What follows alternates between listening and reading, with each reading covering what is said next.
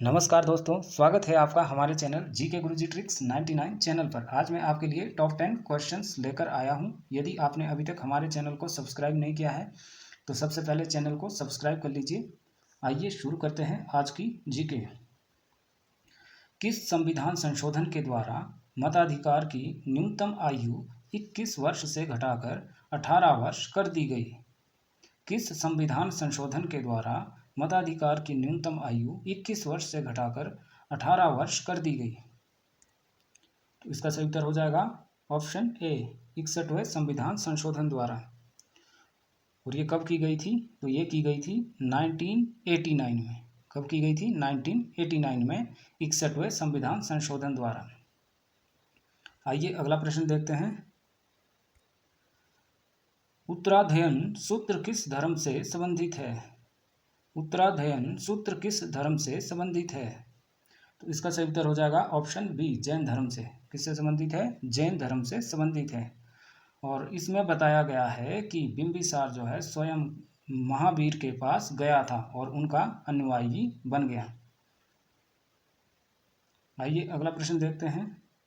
भारत की दूसरी सर्वाधिक बोली जाने वाली भाषा कौन सी है? भारत की दूसरी सर्वाधिक बोली जाने वाली भाषा कौन सी है? तेलुगु, तमिल, मराठी या बंगला? तो इसका सही उत्तर हो जाएगा ऑप्शन डी, बंगला। भारत में जो है दूसरी सर्वाधिक बोली जाने वाली भाषा बंगला है। और यदि हम पहली भाषा की बात करें तो पहली है हिंदी।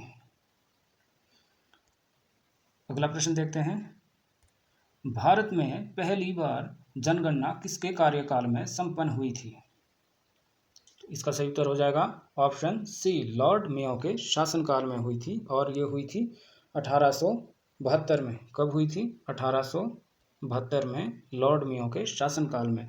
और यदि हम नियमित जनगणना की बात करें तो नियमित जनगणना जो है 1881 में हुई थी। कब हुई थी?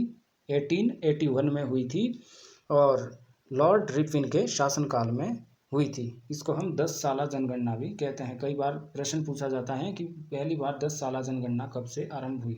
तो वो हुई थी 1881 में, लॉर्ड रिपन के शासनकाल में।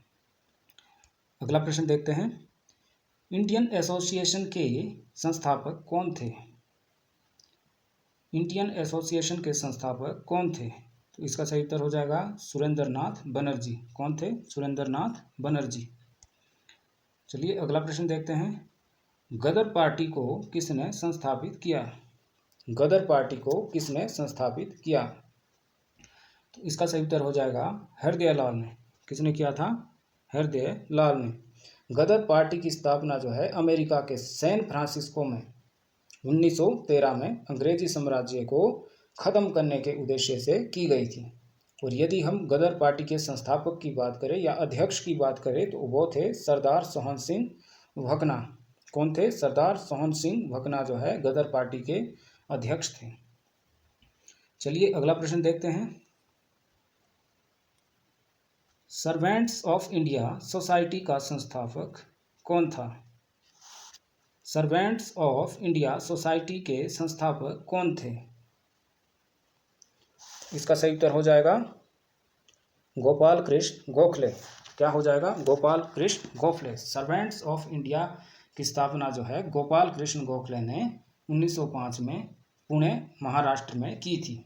और इसका जो उद्देश्य था वो था नौजवानों को सार्वजनिक जीवन के लिए प्रशिक्षित करना। अगला प्रश्न देखते हैं। लोक लेखा समिति में लोकसभा और राज्यसभा के क्रमशः कितने सदस्य होते हैं? लोक लेखा समिति में लोकसभा और राज्यसभा के क्रमशः कितने सदस्य होते हैं? 20 और 15, 10, 15 और 10 या 15 और 7 या 20 और 10?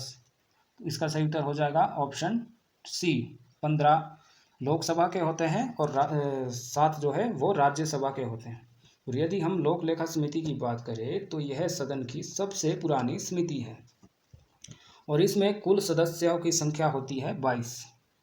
लोक लेखा समिति में 22 होती है सदस्यों की संख्या, जिसमें से 15 जो है वो होते हैं लोकसभा के और 7 होते हैं राज्यसभा के। और यह समिति जो है सरकार के खर्चों की लेखा परीक्षा करती है। चलिए अगला प्रश्न देखते हैं। लोकसभा की वर्तमान सदस्य संख्या जो 545 है, इसमें किस वर्ष तक बदलाव नहीं लाया जा सकता है? इसका सही उत्तर हो जाएगा ऑप्शन बी 2026 तक। 2026 तक जो है लोकसभा की वर्तमान सदस्य संख्या जो कि 545 है, इसमें बदलाव नहीं लाया जा सकता है। कब तक? 2026 तक। चलिए अगला प्रश्न देखते हैं। किस सिख गुरु ने अमृतसर में एक जलाशय से युक्त भूभाग दान दिया जिस पर आगे चलकर स्वर्ण मंदिर बनाया गया है?